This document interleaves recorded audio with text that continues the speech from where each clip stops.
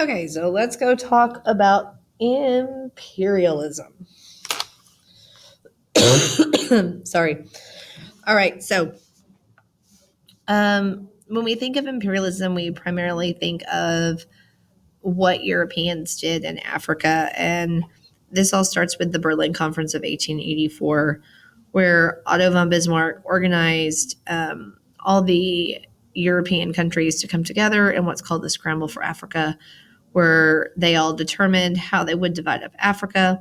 No African representatives were invited. And it's basically saying that any European is allowed to take part of Africa that's not controlled by any other European country, where they completely ignore like tribal boundaries, ethnic boundaries, all of that stuff. They really don't care anything about the people who'd come before. So this shows you the difference of Africa 38 years after the establishment of European colonies there.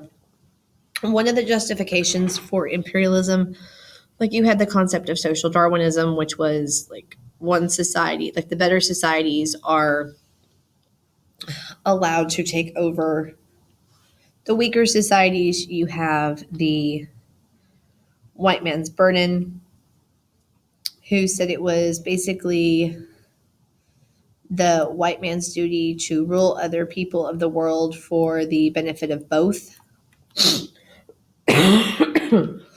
But basically, this is just a European idea. So this is what allowed Europeans to go and conquer other places. The U.S. is not left out. We have an American empire. Okay, we are knee-deep in imperialism just like everybody else.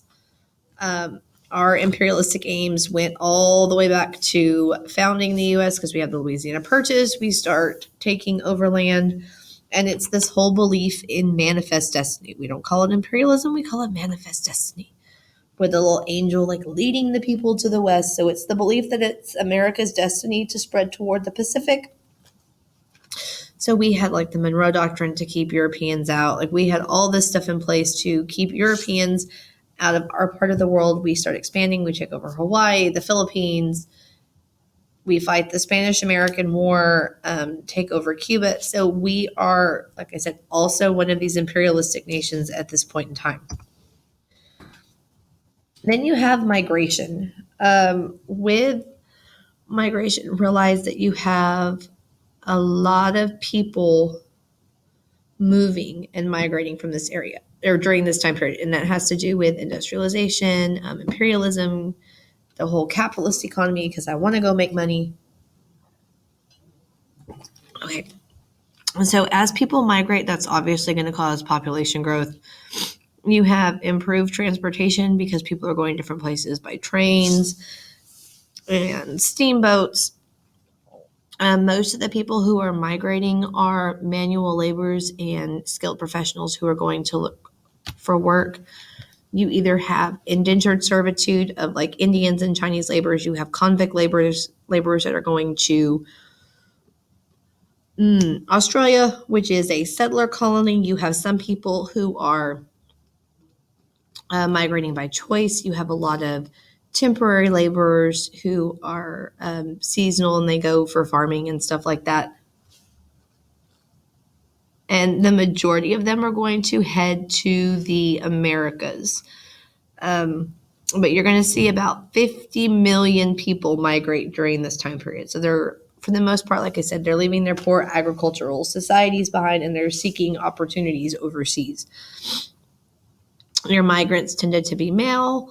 Whenever they did migrate somewhere, they would set up ethnic enclaves like Little Italy or Chinatown. So it's like they all settled where everybody else from their region was. So like you see this especially, like I said, in New York, where like all the Italians would settle together, the Irish would settle together. And so they would just have like their own little cultural niches in different places. And this also ends up leading to anti-immigration policies because governments were prejudiced towards immigrants. So they tried to regulate the number of immigrants that would come in. You'd get the Chinese Exclusion Act, which limited and then flat out forbid Chinese immigration. Then you have like the White Australia policies that made it so that only British people could travel to Australia. So you start to see lots of different groups of people who start migrating during this time period. So that's kind of like a real quick overview of what's going on in chapters 31 and 32. Good luck on your quiz tomorrow. That is true, false, and everything that's on the quiz has been covered in these 2 podcasts.